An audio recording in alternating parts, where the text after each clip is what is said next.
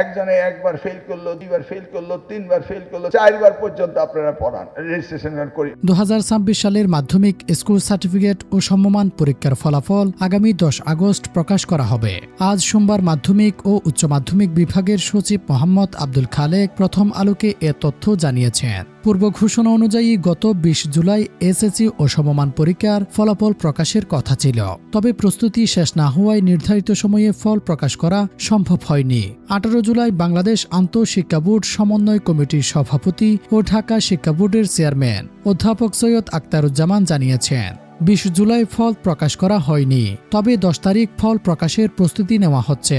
এর আগে গত 8 জুন সচিবালয়ে এক সংবাদ সম্মেলনে শিক্ষামন্ত্রী আনম এহসানুল হক মিলন জানিয়েছেন, 2026 সালের এসএসসি ও সমমান পরীক্ষার ফল 20 জুলাই প্রকাশ করা হয়নি। এ বিষয়ে তিনি দুঃখ প্রকাশ করেন এবং 10 জুলাই ফল প্রকাশের জন্য প্রয়োজনীয় নির্দেশনাও দেওয়া হয়। চলতি বছরের এসএসসি ও সমমান পরীক্ষা শুরু হয় 21 এপ্রিল এবং শেষ হয় 20 মে।